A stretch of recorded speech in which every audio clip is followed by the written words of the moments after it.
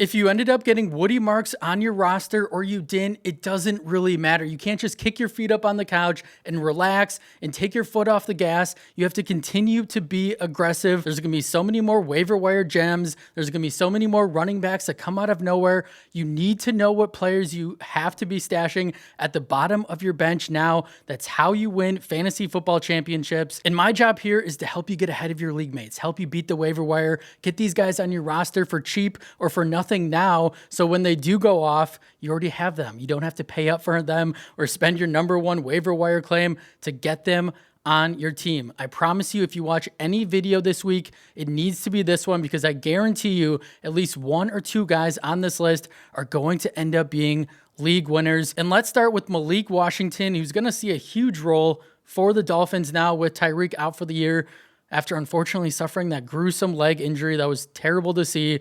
But Washington is like the closest player that they have to Tyreek Hill. He reminds me a lot of Hill. It's kind of crazy. He doesn't have the blazing speed that Tyreek does, but he is very explosive, dynamic, shifty, and he's going to fill in that wide receiver 2 spot behind Jalen Waddle very nicely. And in Malik's final year in college at Washington, he put up numbers: 110 receptions, over 1,400 yards, 9 touchdowns. He accounted for 44% of Virginia's receptions, 47% of their receiving yards. Just to give you a little background on Washington, because a lot of people probably don't know anything about him. He's a really good player, and to put that into perspective, his catch percentage in 2023 was only third to Marvin Harrison Jr.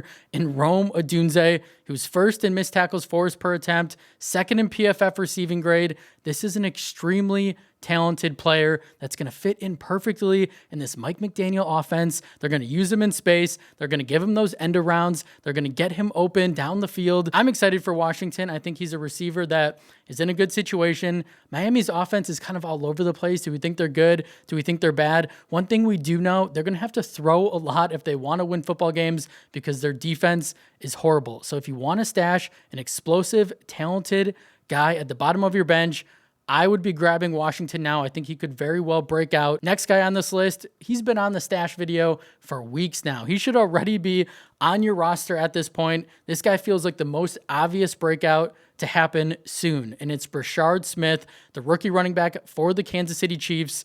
A lot of this has to do with how bad Isaiah Pacheco and Kareem Hunt are. Like, if the Chiefs don't end up trading for Alvin Kamara, Smith is going to be a thing. I think the breakout is inevitable at this point. And hopefully, like I said, you already have Smith stashed away on your bench. But if you don't, get him right now, because everything that we're hearing from Andy Reid, his time is coming, as his snaps have increased every single week for the Chiefs. 26% snap share in week 4. He didn't make the most out of the opportunities, but he didn't have a ton of opportunities either. 4 carries, 9 yards. But he was great in the passing game as expected. He's a former receiver in college. 3 receptions, 27 yards, 4 targets, including an impressive 17-yard reception. That's what you like to see. What you're banking on from Smith is to be the next Jerick McKinnon for this Chiefs team. And we know how valuable McKinnon was, especially in PPR leagues. Like, I think Smith can be more than what McKinnon gave Kansas City. He can be a threat on the ground as well. Like I said, I would be stashing Smith now, because he could be the RB1 on a elite Kansas City offense that's going to be getting Rashee Rice back. Xavier Worthy is now healthy. Like, why would you not want the guy who's going to be getting fed not only carries, but targets on the same offense as Patrick Mahomes? Like, it just feels like a no-brainer at this point. It might not happen right away, but Smith is going to continue to see more work, and it would not shock me if the second half of the year he is starting in all formats, whether you're in a 12-team, 10-team, it doesn't matter. I think he's going to be a household name sooner rather than later. All right, next man up is Isaiah Bond, rookie receiver for the Cleveland Browns, who actually ended up going undrafted, but that was because of legal issues. This is a really talented player who is another guy that's going to be forced into a bigger role on offense. We know Cedric Tillman, starting receiver for the Browns, hamstring injury, moved over to IR. He's going to be out for at least the next 4 games. What has Jerry Jeudy done this year? Not a lot. Like, Bond could very well emerge as a top target in this offense, and he looked solid in week 4, 3 receptions, 58 yards, 6 targets, 8.8 fantasy points. which included a beautiful sideline grab from Joe Flacco. We know Flacco is not going to be the starter anymore. It's Dylan Gabriel, who could be even better for Bond's value moving forward. Isaiah also saw a 71% route participation and 19% target share, both career highs. Really nice to see in week 4. You have to think he's only going to build off a performance like that. I do think Isaiah can be a superstar in this league. And last year in college, in 8 games that he was actually healthy, he was outproducing Matthew Golden, teammate, first round pick, as we know, to the Green Bay Packers. That's the type of ceiling Isaiah has. And he's the exact type of player that you want on your bench. It's these talented young players whose role is only going to continue to grow. And like I said, I think Dylan Gabriel will be an upgrade over Joe Flacco. So that's also good news. Bond could turn into his favorite target and be a league winner down the stretch. So if you need a receiver, if you want a guy to stick at the bottom of your bench that could break out at any point, then look no further than Mr. Bond. All right, moving on to our next guy, Jaden Blue, the rookie running back for the Dallas Cowboys, who has not been active at all this season. We haven't seen him on the football field in the regular season. It's been really unfortunate, but we're finally going to see Jaden be active in week 5 because we know Miles Sanders dealing with an injury, most likely not going to suit up, which means Blue is finally going to get an opportunity in this backfield to show Dallas what he's capable of. Now, I will say, Javonte Williams playing incredible right now. This is Javonte Williams' job. Don't get me wrong, but that does not mean that Blue cannot carve out a significant role on this potent Dallas offense too. Like it doesn't, both backs, Blue and Javonte, can exist on this offense. And Blue has a special skill set. He's an elite receiving back, something Javonte Williams is not. And Jaden, I think, should earn playing time immediately if he can handle pass protection because of his receiving chops. 42 receptions, 368 yards, and 6 receiving touchdowns in 2024 at Texas. And Jaden is an extremely explosive player. He's a big play threat. He has game-breaking speed. Like, these are things that Javonte is not. Javonte is going to get you those 5 yards, but not much more. He's many things that Javonte Williams is not. I think Williams is a fine player that's playing really well, but I think they complement each other very well, which is why I also think Blue is going to have a role on this offense. It's important, in my opinion, that you get Blue on your roster now, before he plays in week 5, before the world sees what Jaden can do in the NFL. I would be getting him on my team for free, because if he has a big game in week 5, then you're going to have to pay up to get him on your roster. He's one of my favorite stashes right now, and it would not shock me at all if he is a league winner for your fantasy football team down the stretch. All right, moving on to our next guy, Kendre Miller, another young running back that I absolutely love. And we got a taste of what Miller can do in this league. And in week 4, he saw a much larger role for the Saints and took full advantage. 11 carries, 65 yards, found the end zone, 5.9 yards per carry. And he was on the field for 5 out of 7 red zone plays where he ended up scoring a touchdown. So where's Alvin Kamara, right? Like, they're putting Miller in important situations and he is coming through for them. I've said this in previous videos. I do think that Kamara is going to get traded, but even if he doesn't, like, this is a team clearly playing for the future. They're not playing for anything at this point. They're 0-4. Their season is already trending downwards. Why would they not want to see what they have in Kendre? If Kamara is on the roster or not, Miller is going to continue to see more work in this offense. Like, Kamara is a 30-year-old back that probably won't be on the roster next season. Like, Miller is going to be involved. And this is a really talented player. He's only 23 years old. A lot of people haven't seen what he's been capable of because he's always been injured. But I would love if he could stay healthy this year because he is special. He was a prospect that I loved coming out of college at TCU, where in his final year, he racked up over 1,400 yards, 17 touchdowns. This is a big back too, 6 feet tall, 220, who can also catch the ball out of the backfield. He has a 3-down skill set. He can be a workhorse in the NFL.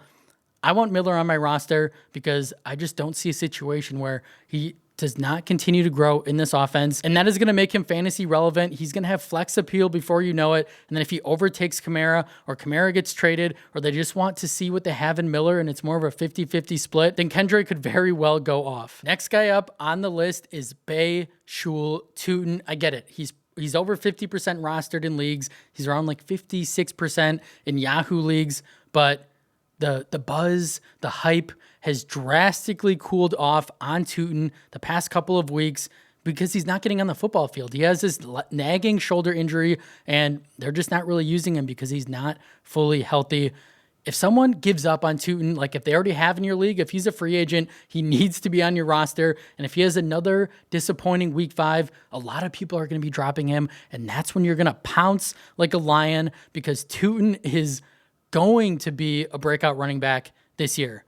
I guarantee it. I put my name on it. If Tootin does not break out this year, come back to this video and just drill me in the comment section. I will be totally fine with that, because I believe that Breakout is Jacksonville's most talented running back by a mile, as he sports a 19% stuff rate, which is best in the NFL, 3rd in missed tackles forced per attempt, 9th in yards after contact per attempt.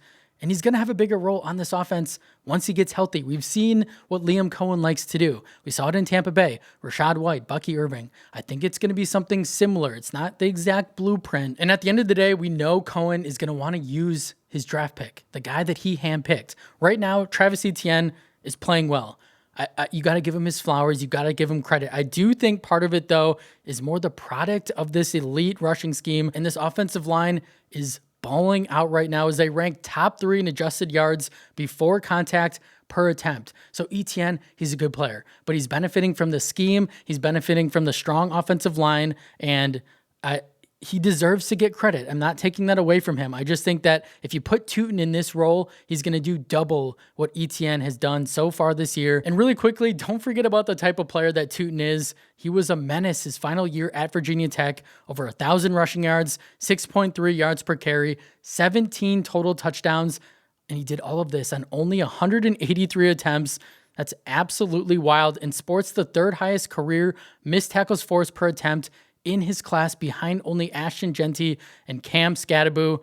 This is a bigger back too, 209 pounds, but he has 4.3 40 speed. He's elusive, fast, shifty. He's an ultra talented back that can really do it all, that is going to be the workhorse by mid-season for Jacksonville. I really do believe that. Breakout is going to take over this spot. So if he's on the waiver wire, again, I know he's rostered right now. This isn't a sneaky ad, but people are going to be giving up on Tootin soon, and that's when your opportunity to snatch him up on your roster, leave him on your bench, and thank me later, because I do think he has a big second half of the year. Moving on to our next guy, it's Tyjae Spears, another guy who is injured right now, but is really talented, and he's a lot better than the starting running back in Tennessee. Tony Pollard has not been great.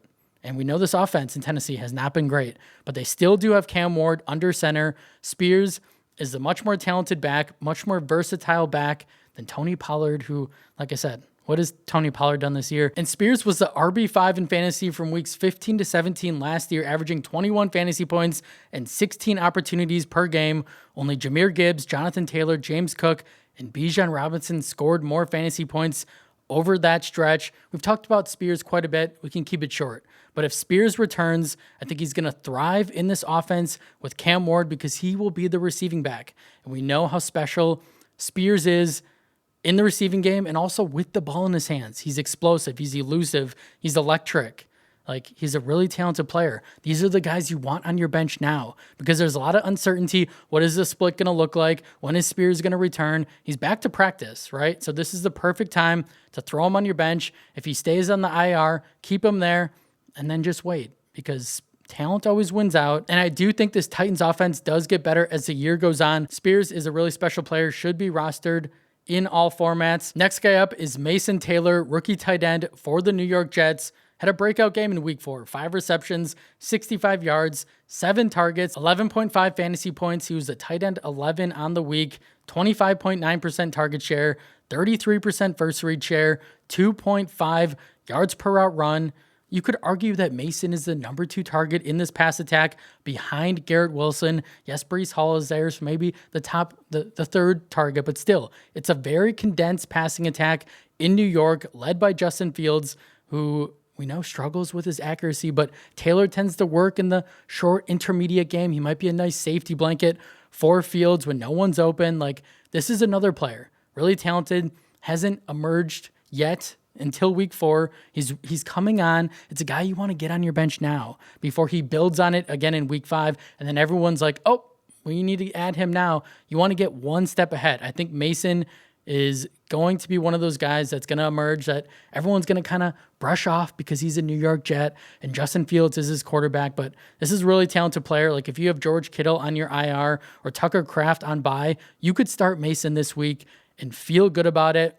Rookies tend to explode the second half of the year, but I think Taylor is going to quietly emerge as the weeks go on and could be one of those guys you're looking back at the end of the year like, why did I not pick him up earlier? And some other strong stashes, Luther Burden, the rookie receiver for the Bears. If, let's say DJ Moore gets traded, right? Burden would go crazy. And even if he doesn't, I think Luther's role will continue to grow in this Chicago offense. Chris Rodriguez, running back for the Commanders, who continues to flash on a weekly basis. Blake Corum, looks like it's still the Kyron Williams show, but if Kyron were to go down, Corum would be a top 10 fantasy running back. Isaiah Davis for the Jets, with Braylon Allen out, he's going to be the RB2. Xavier Scott, the running back for the Vikings, with no Aaron Jones. Jordan Mason is not really being used in the passing game. That's Scott's role, so there's some value there. Sean Tucker for Tampa Bay. We saw what he did last year in limited fashion. Really good running back.